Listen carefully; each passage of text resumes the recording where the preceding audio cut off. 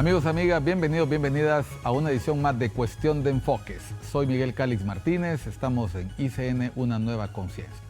Nuevamente con ustedes para hablar de los temas que hacen portada, que hacen noticia y que usted sigue en nuestros noticiarios y en las redes sociales de ICN Digital. Recuerden, nosotros comentamos lo que acontece a nivel internacional, regional, nacional, local, y lo hacemos acompañado de nuestros invitados e invitadas que aportan su punto de vista, su opinión, su perspectiva, su parecer, que puede o no coincidir con el suyo, puede diferir o no con el nuestro, pero se trata de eso, de un enfoque más. Estamos en Cuestión de Enfoques y hoy nos acompaña el enfoque del abogado, el doctor Eduardo Martel. Bienvenido, Eduardo, a Cuestión de Enfoques. Miguel, como siempre, un gustazo estar aquí compartiendo ya en una época en la que desde el punto de vista electoral se van calentando los motores, así que propicio esta conversación.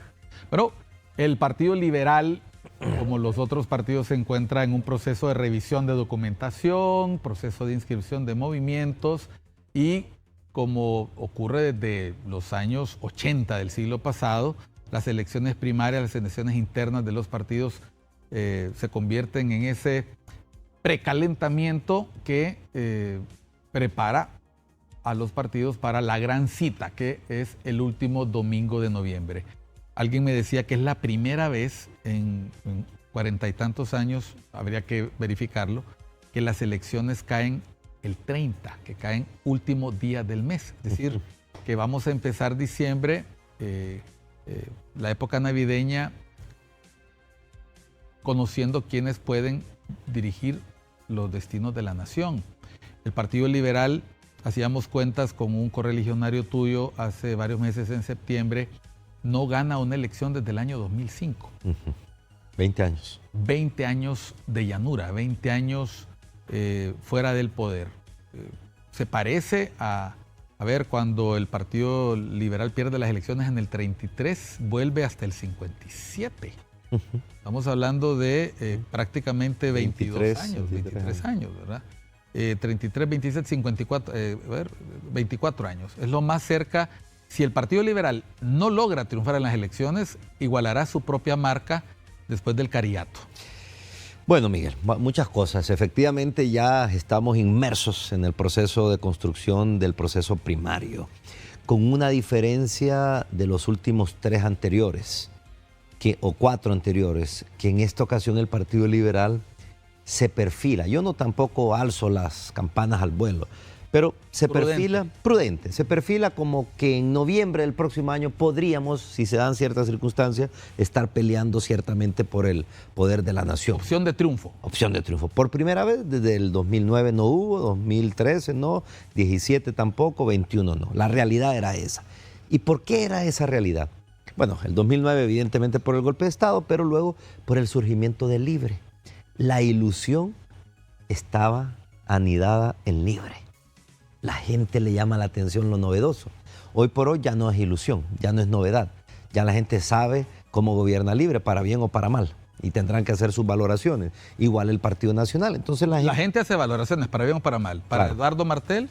No, yo creo, bueno, el Partido Nacional yo creo que tendrá tiempo para recuperarse, unas 2, 3 elecciones por lo menos, y el Partido Libre creo que las expectativas cifradas eran demasiado altas y por errores propios y por las coyunturas de la política no han logrado alcanzarlas. Creo que han, en cuanto a los errores propios, cometido 2 gravísimos. El primero es no integrar a la familia hondureña, seguir con la polarización, con el discurso de división que había pervivido durante los años del Partido Nacional. ¿Olvidó Libre que era el gobierno de todos los hondureños? Sí, que era el gobierno de todos los hondureños y que ya no era momento de ser oposición, sino de ser gobierno. Y cuando es un gobierno usted ya tiene que dejar de emitir epítetos como narcopolíticos, ¿no? Yo creo que llega un momento en que, bueno, guardemos las armas y tratemos de hermanar y de empujar en la misma dirección. Creo que cometieron ese error.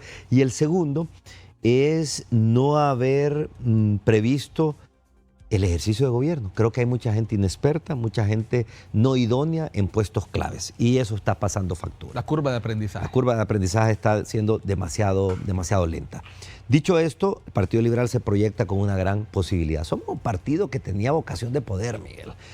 Podíamos armar 3, 4 gabinetes sin ningún problema. Había pleitos para Dream esto, Team. ¿no? El Dream Team, pero sucedió lo que sucedió. Hoy estamos inmersos en ese proceso. Me preocupa, hay expectativas, pero me preocupa que se han dado algunos elementos en estos últimos días, en estas últimas horas, que empiezan a generar cierta tensión, cierta zozobra que yo llamaría a la prudencia, para tratar de salir de este proceso inicial en el Consejo Central Ejecutivo y luego en el Consejo Nacional Electoral de la mejor manera y luego irnos a las elecciones y que sean los liberales los que decidan. En elecciones libres y transparentes. Que sean los liberales los que decidan. O sea, en este momento, ¿tienes la percepción de que hay gente queriendo meter la mano? Bueno, no lo digo yo, lo dice Salvador Narrala, amigo común nuestro, lo dice Salvador Narrala, lo evidenció en su momento Maribel Espinosa, que hizo también algunos señalamientos. Nosotros lo hemos evidenciado, pero a nivel privado. Hace 2 días tuvimos una reunión privada con la comisión revisora y ahí planteamos nuestro posicionamiento duro, enérgico. Y no hemos trascendido a los medios, porque creemos que si usted anda con un AK-47 disparando a mansalva, lo que está haciendo es destruir, ¿verdad? No, además los trapos sucios se lavan en casa, especialmente si se trata de asuntos que pueden resolverse. Exactamente. Y encontramos, debo decirlo, en Alan Ramos y otros miembros que estaban ahí, mucha apertura y conciencia de lo que nos estamos jugando. Yo siempre he dicho, Miguel, los últimos 15 años en el Partido Liberal nos hemos dividido y peleado por la llanura. O sea, peleando nada. Peleando nada. El poder no se puede alcanzar con una familia dividida. Es decir, cayeron 3 confites de la piñata y nos peleamos con los 3 confites, pero... Y el grueso está allá. Están los otros 2. Están allá, la montaña de confites está en otro lado y nosotros aquí peleando por nada. Entonces yo creo que eso es un aprendizaje que de nuestro lado existe y ese es el llamado a la prudencia. Dicho esto, pues habrá que construir los próximos meses ese ambiente. Cuando te digo los liberales... hay muchos intereses en la política. Eso aquí, en Estados Unidos, en la China, en Rusia, en Paraguay, donde sea hay muchos intereses. Y muchos de esos intereses no necesariamente necesitan que el partido gane para obtener beneficios. Y es ahí cuando yo te digo que pueden haber algunas intenciones de querer manipular. Que haya una participación abierta, que los liberales decidan y que al final todos nos hermanemos. Ese es un compromiso adquirido. A ver, mencionas los que podrían ser errores, o sea, olvidarse que se gobierna para todo el país y la curva de aprendizaje, en el rol de oficialismo, en el rol de representar ese 1.7 millones de votos que hoy por hoy se consideran fueron producto de un movimiento de protesta colectivo, silencioso por ratos, pero muy visible, que le da el mandato a Libertad y Refundación. Como oficialismo, ¿ha hecho lo correcto Libertad y Refundación para generar expectativas de poder en un partido liberal? No te entiendo la pregunta. Ok. Si Libre hubiera actuado de manera diferente como oficialismo, el Partido Liberal tendría las mismas expectativas. Ah, muy bien. No, en lo absoluto. Y se me olvidó responder lo que decía. Efectivamente, partido que no gana elecciones no tiene razón de ser. Y la coyuntura es muy distinta, la década del 50 del siglo pasado a la actual. Era un bipartidismo bien marcado y podíamos tener mucho mayor margen de recuperación. Además era un régimen autoritario el que imponía el hecho de que no alcanzásemos el poder. Hoy por hoy no, si no ganamos elecciones ahí vendrán otros partidos, Libre, el PAC, otros que vayan surgiendo, el Naranja por allá y quedaremos fuera. Dicho esto, si Libre, y yo tuve una conversación en diciembre del 2021 con unos liberales y ellos me decían, Libre se va a quedar 12 años porque no necesita ser un buen gobierno, necesita ser un gobierno regular. Ojo, o sea, veníamos de una situación tan compleja que más o menos, pero no habían tomado posesión cuando ya se estaban matando. Con el tema del Congreso Nacional había una división profunda, 22 diputados de 50, casi el 50%, fuera. ¿Fueron expulsados? Fueron expulsados. sin ton ni son. Sí, y expulsado sin haber tomado posición. Entonces yo sí creo que si Libre, del cual partido que se ha nutrido de liberales en su gran mayoría, hubiese hecho un gobierno medianamente aceptable, hoy el Partido Liberal no tendría ninguna opción o opciones muy mínimas de alcanzar el poder. Voy a mediatizar la pregunta porque efectivamente la forma en que la hice en el primer momento no se entendía bien. El Partido Liberal estuvo dispuesto a acompañar Libertad y Refundación en el Congreso Nacional. Sí. Luego del episodio del Congreso, nosotros vimos cómo Libertad y Refundación estuvo a 5 o 10 minutos de aprobar la Ley de Justicia Tributaria. Sí. A eso me refiero. Sí. Y después de una intervención desafortunada del entonces secretario, creo que era en el SAR o en Finanzas, no sé de dónde estaba. SAR. Toda la bancada se fue del Partido Liberal. Una bancada que hizo, a mí lo que sabemos un poco de historia, tú que te gusta el tema también de la historia política de Honduras, fue un acto que recordaba los famosos levantones del Partido Liberal en los años 20, en los años 50, cuando se levantaban y dejaban sin quórum el Congreso y rompían el orden constitucional en más de alguna ocasión. Fue un acto que a muchos les sorprendió porque todo el mundo daba por hecho que ya habían pactado la Ley de Justicia Tributaria. Y luego ese acto se repite y casualmente con los mismos protagonistas en el Consejo Nacional Electoral, cuando todo el mundo daba por hecho que el Partido Liberal iba a administrar las elecciones primarias y Libertad y Refundación las generales, vuelve a ocurrir lo mismo. A esos actos me refiero, porque siendo oficialismo se tiene que jugar muy bien con los números cuando no te tocan. A eso me refiero. Tú dijiste, el Partido Liberal pudo sacar ganancia de su posición de oposición, a veces de manera riesgosa en los últimos 12 años. Se le acusó en algún momento de contubernio con el Partido Nacional, pero es que el partido que está en minoría tiene que aprender a jugar con su minoría y lograr ventajas. El Partido Liberal sigue conservando sus alcaldías, y le digo sus alcaldías porque pareciera que estuvieran ya matriculadas con el Partido Liberal, esas 90, 95 alcaldías, pero luego tenemos también la defensa de posiciones en el Poder Judicial, y no digamos en los registros nacional, en el Registro Nacional de las Personas, y otra serie de instituciones en las que el bipartidismo se las ingenió para mantenerse. Cuando irrumpe Libre, esta postura de oficialismo, no era lógico que el aliado natural fuera el Partido Liberal, a eso me refiero, pero pareciera que ocurrió todo lo contrario, más bien les han insuflado vida. Sí, por eso mismo decía yo que no hubo prudencia, que faltó tacto, que faltó capacidad de negociación. Había un personaje en el Partido Liberal que se llamaba Rafael Pineda Ponce. El profesor. El profesor, que en paz descanse. Y él fue presidente del Congreso, pero durante toda su trayectoria política fue un gran mediador. Tenían una habilidad para conversar, para llegar a acuerdos, para sentarse, llevar la plática a su oficina y en el buen término construir acuerdos. Y te voy a contar una anécdota que no sé si te la he contado. En el año 94 yo acompaño a mi papá a Casa Presidencial a vernos con Beto Reina, presidente. Yo estaba todavía en el colegio. Y en una de esas dice Beto Reina, bueno, como a la hora los tengo que dejar porque me voy a ir a reunir con Osvaldo Ramos Soto. Y yo estaba muchacho así. No es el que le había ganado las elecciones, ¿no? Entonces le digo, presidente, ¿por qué se va a ir a reunir con ese cachureco? Le digo, pero yo ya, joven, la juventud, todo el ímpetu de la juventud, ¿no? Y me dio una frase que me dio una lección de vida. No, me dice, yo en las elecciones me reunía una vez por semana con Osvaldo Ramos. Y ahorita en la presidencia por lo menos una vez cada 15 días. Con la oposición hay que dialogar, hay que sentarse.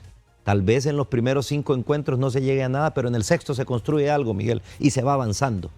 Hemos perdido esa capacidad porque todo lo desnaturalizamos. Si Miguel es de un partido y yo de otro, en alguna negociación se están vendiendo. No puede ser eso. Hay que sentarse con Libre, con el Partido Nacional, y evidentemente por la relación histórica de Libre y el Partido Liberal, se asumía que podía haber cierto entendimiento primos, para cuestiones de país. Partidos primos. Hijo, diría yo. Okay. Para cuestiones de país, pero no. Insisto, esa mentalidad, ese chip, no hubo ese cambio. Esa confrontación no construye. O sea, desde la oposición usted choque todo lo que quiera, Pero desde el gobierno usted tiene que ser tolerante, abierto, dispuesto a sentar. Yo hubiera construido un diálogo nacional, así como los que se construía allá, creo que en el 93, construyó Callejas uno encabezado por el cardenal, entonces Monseñor Oscar Andrés Rodríguez. Todo eso sirve. No van a ir a nada. No, yo creo que sentarse puede permitir construir. Ese es un ejemplo. Se había aprobado ya la ley de justicia. Se había pactado. Se había pactado y ya iba, digamos, en marcha. Y la CAF también, que se acababa de votar y luego hay el Partido una Liberal crisis. recula, sí. Entonces, ¿por qué? Por algunas expresiones con las cuales usted no gana nada. ¿Qué gana decirle el bipartidismo que nos ha hundido todo durante 200 años? No gana nada. Usted está en el poder. El gran perdedor es el que está en el ejercicio del poder. Entonces creo que faltó esa capacidad. ¿Por qué? Porque Libre no es un partido todavía de vocación de poder. Es su primera experiencia. Creo que han dado tumbos. Pero las circunstancias son como son. Pepe Lobo no hubiese tenido oportunidad de ganar nunca la presidencia si no es por el golpe de Estado. Igual el Partido Liberal no hubiese tenido posibilidad nunca de ganar en el 2025 si no es por desaciertos y falta de éxito en la gestión gubernamental de Libre. Bueno, escuchen ustedes de boca del mismo Eduardo Martel. El Partido Liberal no hubiera perdido las elecciones en el 2009 si no hubiera sido por la crisis política y el golpe de Estado, y tampoco tendría la gran oportunidad que se le presenta ahora si se hubiera gobernado distinto. Palabras fuertes y palabras muy directas que evalúan la gestión. Y bueno, y como me lo apuntan desde producción, y tampoco existiría Libre si se hubieran hecho bien las cosas en el 2009. Ya volvemos después de unos mensajes a Cuestión de Enfoques.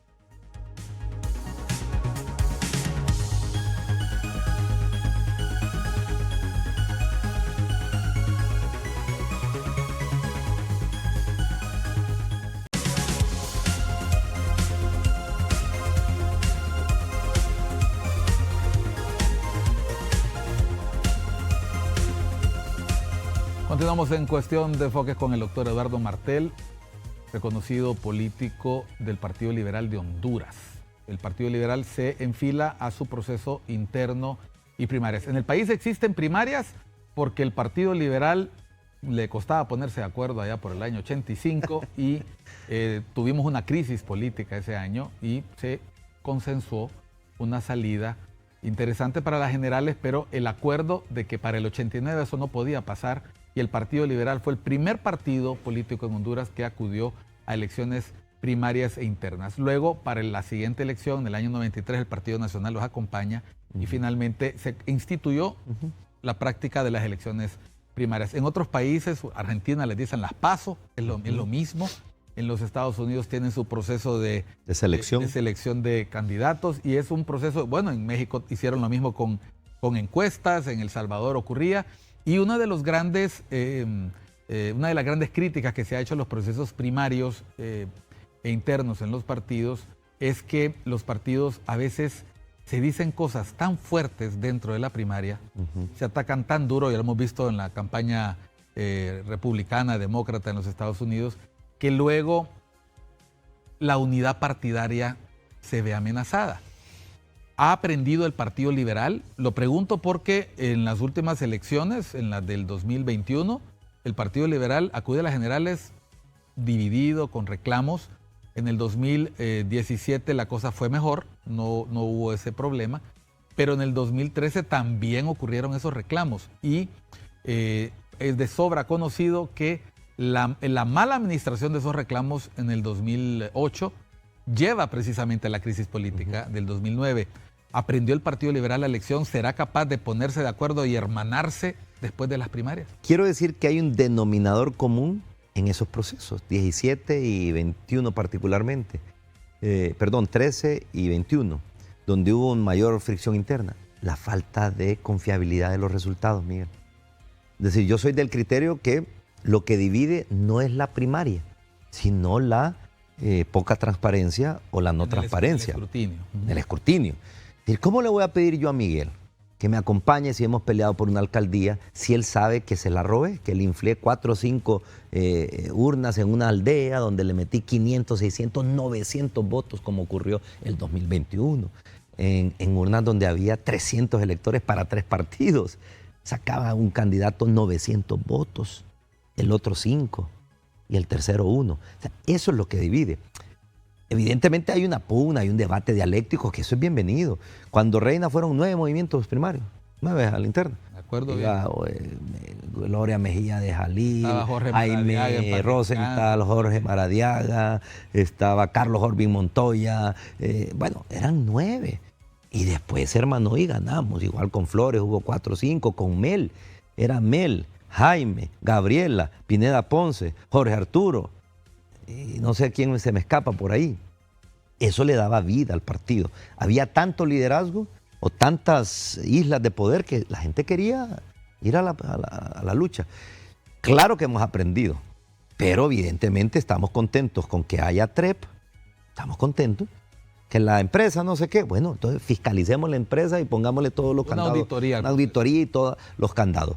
Y también la huella dactilar, porque no puede haber trasiego de votos de un partido a otro, que vayan a votar en la mañana por uno y en la tarde a otro. Entonces yo creo que sí hemos aprendido, insisto, de nuestro lado, Miguel, muy tolerantes con la situación del proceso, hemos sido enfáticos en lo privado, no vamos a tolerar manipulación, pero hemos querido mantener a nivel público la tranquilidad, porque si no, va a pasar lo del 2021. Si salimos divididos, y lo dijiste bien claramente, perdemos cualquier chance que tengamos de cara al 2025. Bueno, se ha anunciado el tema de la transmisión preliminar de resultados y yo, por lo menos en público lo he dicho, yo tengo mis reservas con respecto al sistema de transmisión de resultados, primero porque nunca ha funcionado en ninguna elección, nunca se levanta la totalidad de los datos, y el TREP hace desviar la atención sobre lo más importante, que fue lo que dijiste hace 4 minutos. De nada sirve que yo transmita resultados si la base, si la fuente de los resultados está manchada. Claro. Si no, lo que voy a resultar, o sea, si al sistema se le mete basura, sale basura. Y el TREP puede transmitir basura si el acta y el escrutinio está mal hecho. Y yo siento que a veces esta discusión nos hace olvidar que en este país éramos capaces de hacer elecciones sin computadoras, en pizarras, y llamando por teléfono, y son famosas, y puedo mencionar aquí el nombre de las radios, de las 2 grandes radios principales de Honduras, Radio América y HRN, compitiendo quién llenaba la pizarra de tiza más rápido con sus corresponsales. Hoy por hoy, teniendo más elementos tecnológicos, lo que menos se tiene es credibilidad, lo que menos se tiene es confianza. En el año 2012, el reclamo provenía del movimiento de Yanni Rosenthal hacia el movimiento de Mauricio Villeda. Y en las elecciones del 2021 fue del movimiento de Luis hacia Yanni. Es decir, el péndulo se mueve, a veces el cuestionado es uno, pero lo que no se trabaja es la confiabilidad del proceso. Y la gente sigue teniendo mañas en las mesas, y la transmisión del acta, que es el momento más importante, soslaya que el problema realmente está en el llenado del acta y en quién está en la mesa. Una vez llevé, Miguel, a David Matamoros Batson, allá por el 2015 sería, a darle una charla a mis alumnos de Derecho. Y yo le pregunté, magistrado, ¿qué garantías de transparencia da el tribunal en el próximo proceso electoral, que era el del 17? Hasta las 5, todas las garantías. Después de las 5, ninguna garantía. Y lo dijo sin... Pero yo quedé sorprendido porque habían 100 alumnos ahí, pero lo dijo con tal, digamos, naturalidad, que en realidad refleja lo que está mencionando. ¿De qué sirve gastar 1.500 millones de lempiras, Miguel, si el proceso, como bien decía, a las 5 se cierra? Antes no hay problema, todo el mundo votando, la firma. Pero cuando empieza el escrutinio, y empieza que ya te compré aquí, que te anulo el otro, que te compré el de la mesa. Entonces, eso distorsiona, y eso nos pone otro tema sobre la mesa. Aquí solo se habla de reformas electorales en los medios de comunicación, en el Congreso Nacional. Entre los partidos no se toca. Los partidos no. Y la ciencia política te dice que la ley electoral es producto de los acuerdos de los partidos políticos, que son los que legislan.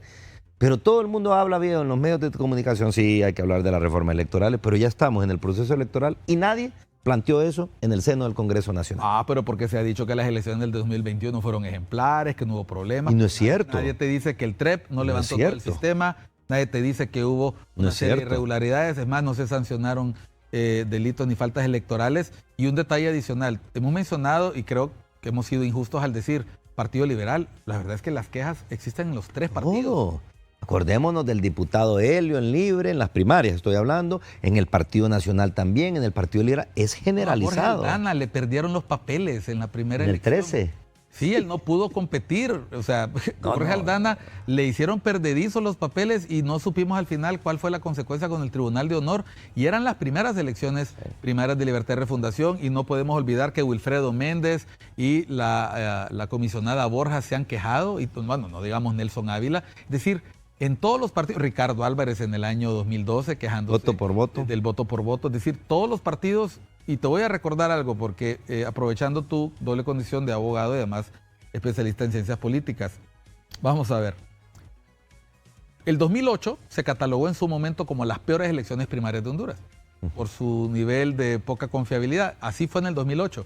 Pero luego llegaron las del 2012 y los medios de comunicación y los políticos decían estas han sido las peores elecciones primarias, pero luego llegaron las del 2017. Vamos. Y luego las del 2021. Vamos superándonos. Cada elección primaria, los políticos dicen es la peor elección primaria. ¿Cuándo vamos a poder decir? Sí. Es una elección primaria en la que todo mundo acepta la derrota y el que gana con hidalguía dice gané bien y no tuve nada que... Y el que perdió también.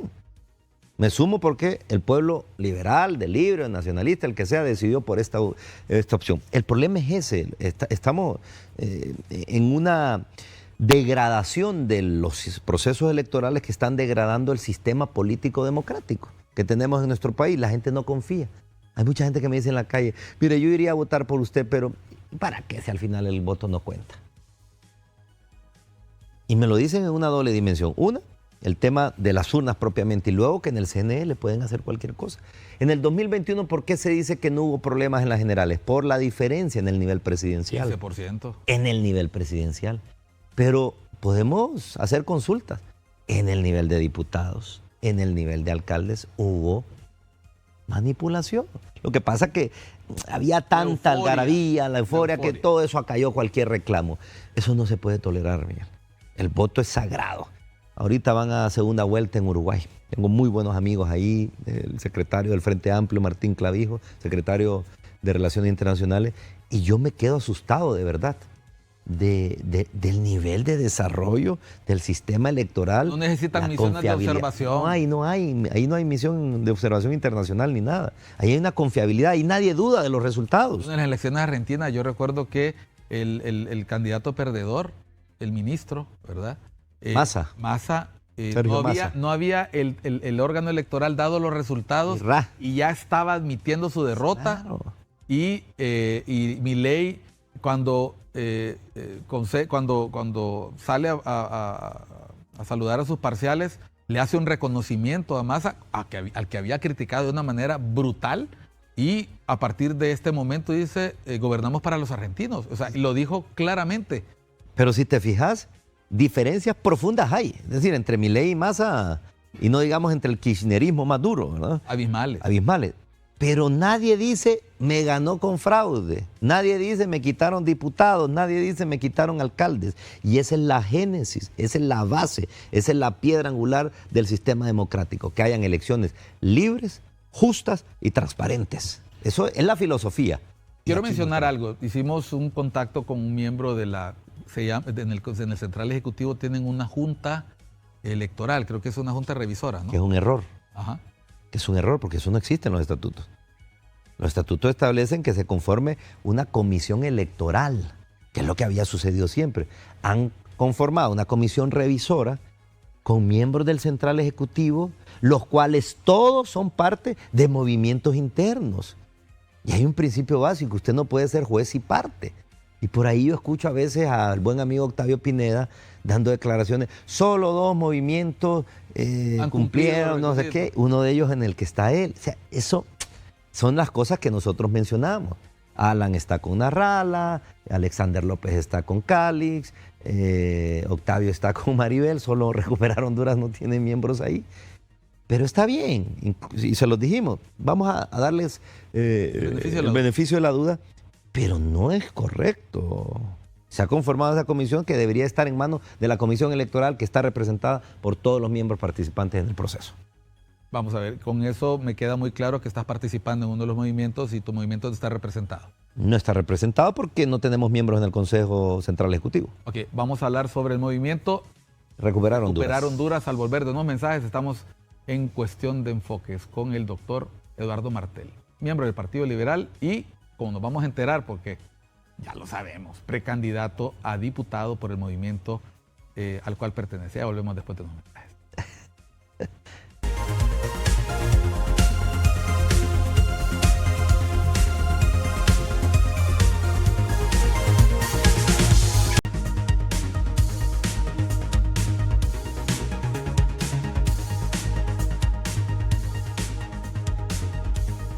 Continuamos en Cuestión de Enfoques, estamos con el doctor Eduardo Martel, miembro del Partido Liberal y del movimiento Recuperar Honduras. Ahora sí, nos vamos para allá. Hemos estado hablando en este programa sobre la coyuntura histórica que se le presenta al Partido Liberal para recuperar ese esquivo mandato que desde hace 20 años, 19 en 20 años a partir del otro año, les elude. Por A, por B razones, se convirtieron en tercera fuerza electoral, en algunos lugares cuarta, ¿verdad? En otros lugares siguen siendo primera fuerza a nivel local, y esa triple dimensión de partido ganador a nivel local, partido que tiene que tragar gordo en diputaciones, pero que sufre mucho en las presidenciales, generó la percepción durante los últimos años, Eduardo, que el Partido Liberal ya estaba listo y servido, que la gente decía, bueno, el Partido Liberal ya está en alas de cucaracha, ya hay que traerle las coronas, ya le aplicaban aquella pieza que salían aquellos tipos cargando el funeral. Aquellos de África.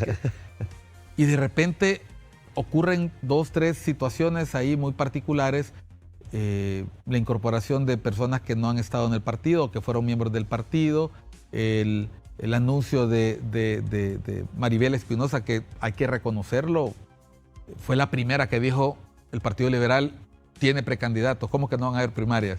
Y luego empezó la expectativa si venía Marlon Lara, si venían otros, y luego de ella aparecen Jorge Calix, aparecen Narrala, y Luis Zelaya finalmente anuncia voy a competir, que era algo que la gente estaba en dudas. El movimiento al cual perteneces es el de Luis Zelaya. Sí.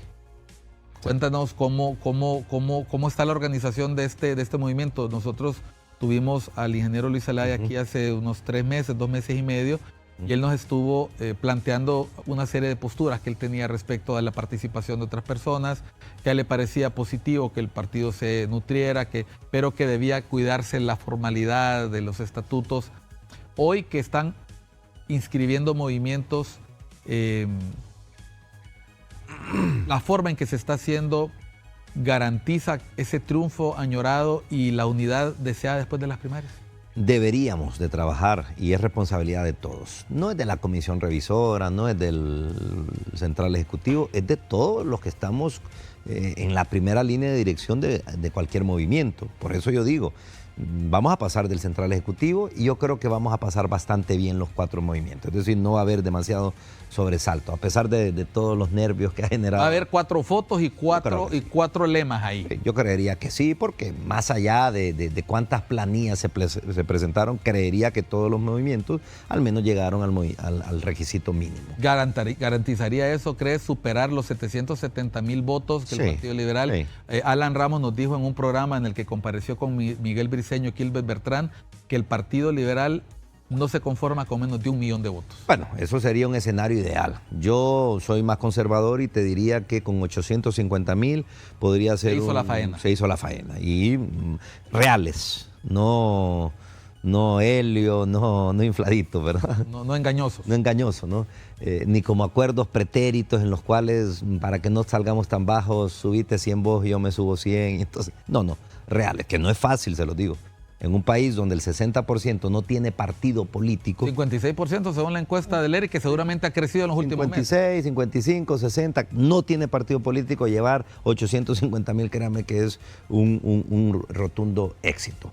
Eso por un lado. En cuanto a la conformación del movimiento, obviamente tenemos un trayecto ya avanzado. Miguel, esta sería de Luis Zelaya la tercera contienda y por lo tanto mantiene una base luisista, diría yo, muy leales a su proyecto político. Él le ha llamado luisismo a su movimiento en algunas declaraciones. Claro, porque hay gente que sí se ha mantenido durante 3 procesos leales. Entonces, digamos, esa categoría, que no sé si suena bien o no, pero para que lo tenga claro el amigo televidente, el luisismo, digamos, que cree en él.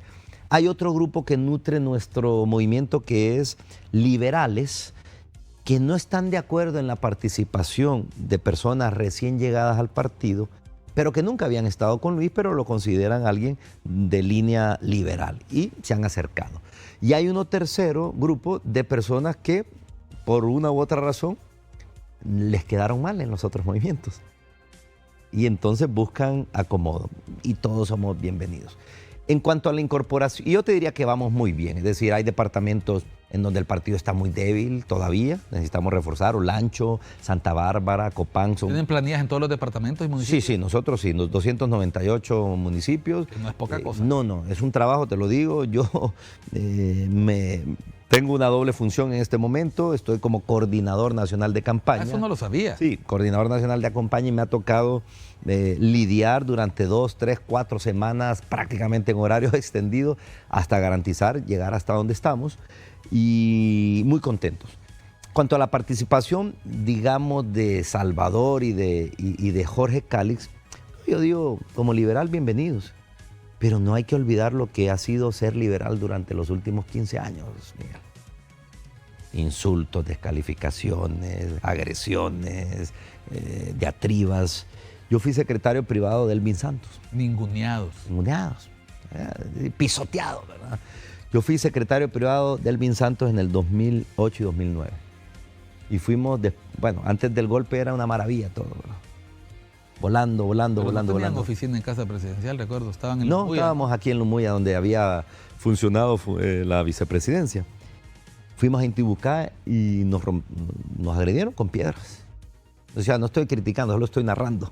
Nos agredieron con piedras, quebraron los vidrios de los carros y fuimos a la Autónoma, nos agredieron con huevazos. Recuerdo eso.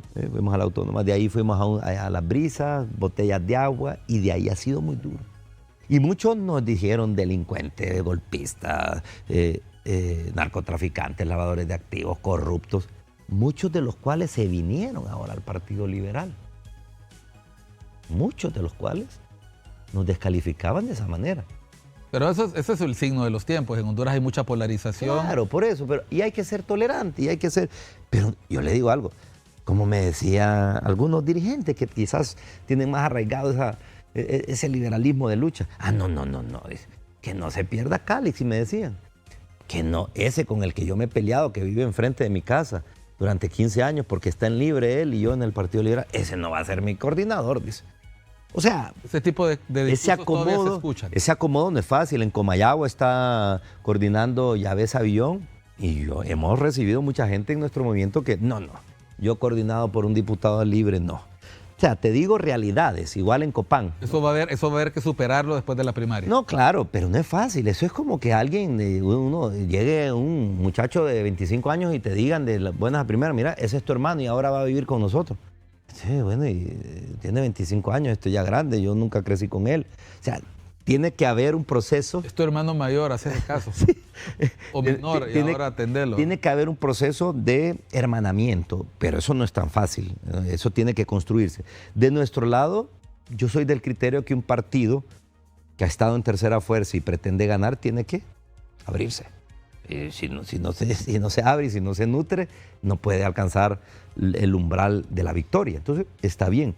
Y como decía Luis Zelaya, siempre guardando el respeto a los que se quedaron, ¿verdad? Guardando la consideración a los que han estado sin entrar en descalificaciones, ¿no? Y a veces yo le tengo aprecio a Salvador, pero Salvador es Salvador. Y a veces emite declaraciones de carácter explosivo que aquí en este partido, quizás en el PAC y en el PSH eran válidas, pero en este partido no. Entonces, por ejemplo, decir que si él pierde con fraude, me parece una declaración temeraria, ¿no? ¿No lo estará haciendo porque ha habido acusaciones de fraude en el partido en los últimos procesos? Bueno, pero él sabía dónde se metía. Y yo se los dije porque a mí me llamaron, y no voy a dar detalles, 2 o 3 meses antes de tomar esa decisión. Imagino que ya la habían tomado, pero no era pública. ¿Qué opina, doctor? ¿Qué opina? ¿Le parece? No, yo le digo, solo te quiero decir una cosa. Partido Liberal no es el PCH, no es el PAC. Esto es otra cuestión. Aquí sí hay batalla, aquí sí hay lucha, aquí sí hay disputa. No es una asamblea que te va a... No es una reunión de amiguetes ahí donde vas candidato presidencial. Aquí hay islas de poder, y aquí hay liderazgos departamentales, nacionales, municipales, y allá tenés que irte a sentar con esos dirigentes municipales de cualquier municipio chiquito. Y media hora, no digo la palabra, regañado, ¿verdad? Pocha, que ustedes se pierden, no vienen, no sé cuándo, abandonaron. Echando real. Esa media hora, no sé si Salvador se la va a resistir, ¿verdad? Pero usted tiene que tener esa tolerancia. Entonces yo les dije sí, pero es una selva, realmente es una selva en el buen sentido del término, donde usted tiene que batallar y solo el más fuerte va a sobrevivir. Entonces, ya usted plasma esa postura, y yo creo que está ya poniendo en duda cualquier resultado. Lo prudente que es, reunámonos los 4 movimientos, hombre. ¿Ha ocurrido esa reunión? Yo me imagino una mesa, me puedo imaginar una mesa donde se sientan en España, ¿ah? Los señores, ¿verdad? Los varones. Los varones le dicen a la gente de los partidos grandes, que son caciques, son líderes importantes del partido, y que tengo entendido, y porque le damos seguimiento a las noticias, hemos tenido aquí invitados que nos lo han dicho, invitadas que nos lo han dicho, que se pronunciaron desde mucho antes, que varios de ellos se desplazaron en un movimiento. Hemos visto, por ejemplo, a un Quintín Soriano acompañando a algunos, a un Alan Ramos acompañando a otros candidatos posicionándose, porque los alcaldes no solo son islas de poder, son verdaderos poderes en sus zonas, al punto tal que los partidos oficialistas, nacionalistas en su momento y Libre, no han podido prescindir de trabajar con ellos. No pueden. Sin ellos no se puede hacer obra, no se puede hacer elecciones. No se puede hacer porque tienen un liderazgo consolidado. Es casi un feudo del alcalde y del partido político. Y por eso yo digo, yo añoro que haya, y lo hemos propuesto, que hay contactos bilaterales entre algunos, eso sí debo decirlo, pero yo creo que debemos de suscribir acuerdos mucho más profundos, Miguel, que pasen la llamada o el cafecito y la plática, sino que acuerdos institucionales sabiendo lo que nos estamos jugando. Yo sí creo, se lo digo francamente, yo no estaría en esto, Miguel, si no supiera que podemos ir a pelear en noviembre del próximo año. Entonces, no es fácil sentar, por las circunstancias que han ocurrido, a 4 precandidatos presidenciales con muchas diferencias uno de otro, pero creo que eso hablaría muy bien de nuestro instituto político y mandaría un mensaje claro. Estos sí van en serio ahorita. Si el doctor Reina era capaz de sentarse con su adversario político del momento, el abogado Osvaldo Ramos Soto, ambos ya fallecidos.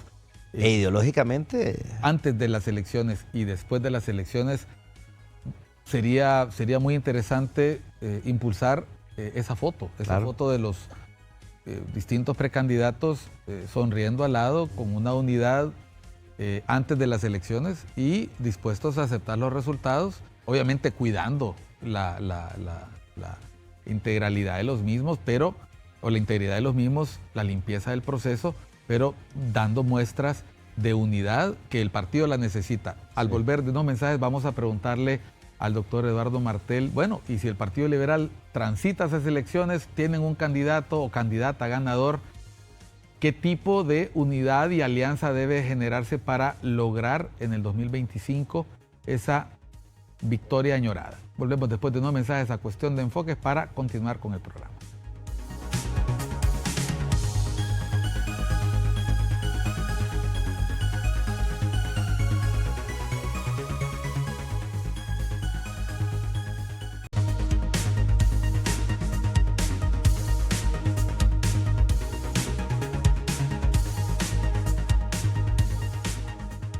Seguimos en Cuestión de Enfoques por ICN, una nueva conciencia. Le recuerdo que el programa puede usted verlo en repetición a las 8 de la mañana, pero también puede usted verlo en cualquier momento, cualquier día por YouTube. Puede seguirnos en nuestras redes sociales, en X, en Facebook, y buscar el programa, buscar nuestra programación, ver los cortos en X, coméntelo, compártalo, envíenos comentarios, indíquenos a quién quiere ver sentado en esta silla, ¿verdad? No en esta, en aquella, en esta voy a estar yo. pero podemos tener invitados fuera, hemos tenido invitados fuera del país, hemos comentado distintos eventos. En este momento los Estados Unidos están en transición y vale la pena, y le voy a pedir a producción que me busquen esa foto entre el presidente Trump y Biden, que ha trascendido hoy. Quiero comentarla con Eduardo Martel antes de iniciar este bloque, donde nos va a contar sobre su precandidatura a diputación por Francisco Morazán. Entiendo que el primero en la lista del movimiento Rescatemos Honduras. Recuperar Honduras. Recuperar Honduras y bueno, suena como sinónimo, recuperar, rescatar. Sí. Esta foto de Biden con Trump ha trascendido y seguramente tenemos a los amigos de producción buscándola. Quiero mostrarla porque quiero que ustedes se den cuenta cómo debe ser después de una elección.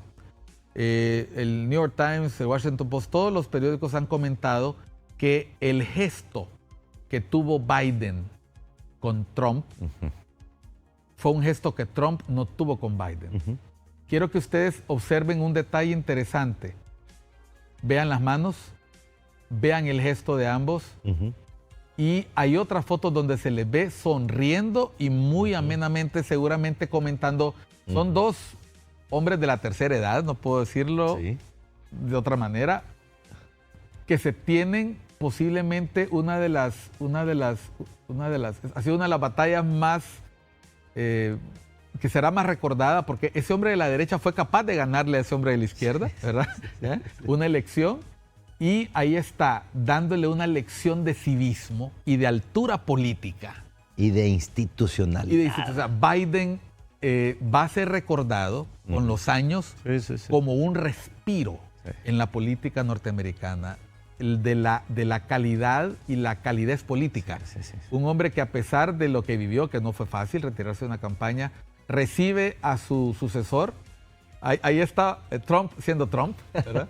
Y Biden siendo Biden, ¿verdad? Pero ahí hay mucho de actuación. Trump es muy conocido porque da la mano fuerte. Dice la gente que te escapa de símbolo de poder, ¿no? Símbolo de poder. Pero ahí está el comeback de Trump. A ver, nosotros tuvimos en la última elección, gracias Nelson, gracias compañeros, tuvimos en la última elección algo que nosotros estábamos añorando desde hace mucho tiempo, y fue el gesto que hizo Asfura de ir a buscar a la presidenta Castro y felicitarla y reconocer el triunfo. Eso no lo tuvimos en el 2009, no lo tuvimos en el 2013, no lo tuvimos en el 2017 y no lo tuvimos en el 2021. La última elección en que eso ocurrió fue en el año 2005, precisamente la elección que pierde el partido. No, tampoco ocurrió en el 2005. Fue traumático. Fue la elección de Pepe con Mel y los nacionalistas no aceptaron. No, tampoco en el 2005. En el 2001 fue la última vez que eso ocurrió, cuando el Partido Liberal le entrega el poder a Maduro y se da este gesto del profesor Pineda Ponce de reconocer. Ahí está la foto. El 2005 fue traumático también. Exactamente. Esta foto representa lo mismo que acabamos de ver en el otro, con diferencia porque él no es el presidente. Aquí habría tenido que ser Juan Orlando recibiendo a Xiomara Castro. Esa foto no ocurrió y creo que no va a ocurrir nunca. Pero volvamos al Partido Liberal. La unidad del Partido Liberal se construye haciendo eso. Sentándose, conversando. Estás en las planillas del movimiento de Luis Zelaya. ¿Por qué en el movimiento, ya lo explicaste, pero por qué diputado? Si en la última campaña fuiste candidato a alcalde, presidente, fuiste candidato a presidente, no candidato a alcalde. Fuiste antes precandidato. Primero alcalde, luego presidente, ahora diputado. ¿Qué procura, qué desea lograr Eduardo Martel en el Congreso Nacional, que en este momento lo inclina a buscar esta posición? Primero debo decir que yo creo en los proyectos políticos. No se trata de una ambición personal, porque una ambición personal se puede alcanzar, pero no se logran los cambios que uno anhela. En la elección pasada yo no iba a ser candidato a alcalde, pero se da una reunión entre el equipo de Luis Zelaya y determinan que yo debo de ser por algunas circunstancias. Yo me resisto al principio porque quería tener, digamos, una mayor presencia en la coordinación nacional, como estoy haciendo ahora, pero me impulsan y me dicen, es necesario. Perfecto, si es parte del proyecto, yo voy allá. En esta ocasión igual hemos pensado, además hemos incorporado como candidato a alcalde a una persona que tiene talento, capacidad, como es Marco Garay, que ha sido presidente del Colegio de Odontólogos, hijo de un gran liberal como Marco Antonio Garay, y de eso se trata, de reforzar. Y hemos considerado, Miguel, primero que el Congreso tiene que volver a regenerarse. Yo eso me río a veces, llego cansado a la casa, pongo... cuando va a haber una discusión en el Congreso Nacional y uno se ríe, pero ya luego cuando pasa la emoción, llora acá. Bueno, cuando ponen el Congreso, ¿verdad? A mí me dan ganas de apagarlo. Drama, porque se están gritando, se están insultando, se están agrediendo. Que ¿Qué puede comentar uno de eso? No, ahí no hay están trabajo. Agrediendo, se pitan, sacan pancartas. Yo recuerdo diputados como Gautama Fonseca, tomando la palabra, para ir en contra de su bancada, me acuerdo. Pero espectacular, ¿no? De altura, como un Efraín Díaz Arribillaga, ¿no? Es decir, que no era ni siquiera liberal, pero... Denunciando los atropellos de los militares. Como el mismo Osvaldo Ramos Soto, que no ha sido santo de mi devoción, pero digo, era otro tipo de comportamiento. Aclarando conceptos, recordándole a sus alumnos, recuerden lo que... Yo creo que debemos de volver a eso. Eso de agresiones, de descalificaciones, de las famosas insurrecciones, las haga uno, las haga el otro, eso yo lo repudio. Eso no puede ser. Entonces, bueno, decidimos acompañar al proyecto desde la primera diputación para impulsar eso, y necesitamos diputados liberales en el Congreso Nacional que también dignifiquen a nuestra institución política. Pero también, y anecdóticamente debo de contar que yo conozco a un cientista político, ¿no? A un politólogo de altísimo nivel, que en una conversación en un supermercado me abordó y me dijo, mira, eso fue hace 3 años más o menos, en la próxima elección debes de ir de diputado, porque yo he hecho un análisis. El que no sale de alcalde, en la siguiente tiene que ir de diputado y sale de diputado.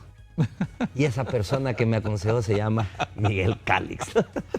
O sea, sos culpable, tener responsabilidad en cierto porcentaje en esa decisión. Bueno, hay una razón nos encontramos con... Y me mencionaste a Silvia Ayala, Marvin Ponce y a la doctor Mario Rivera Vázquez y a Doris Gutiérrez. O sea, lo que pasa es que tiene una lógica, y es que la campaña de los alcaldes es una campaña muy cercana a la gente. Sí, y en ciudades como Tegucigalpa y San Pedro Sula prácticamente ahí está concentrado el 80% del voto. Entonces, te haces conocido en una circunscripción territorial tan grande con espacios iguales de participación que le permiten al electorado valorar las cualidades del candidato. Entonces, en política, cuando la gente ve esa sábana, y creo que mis compañeros aquí en cámara van a sentir cuando diga eso, cuando ve esa sábana, solo hay 2 maneras de votar.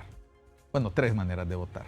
Raya continua, como lo hicieron los nacionalistas en las campañas anteriores, y luego libre, y ahora el Partido Liberal en la última elección, que ese es el voto ideológico, el voto en plancha. No se complique. No se complique. Vote con los ojos cerrados y le das una raya.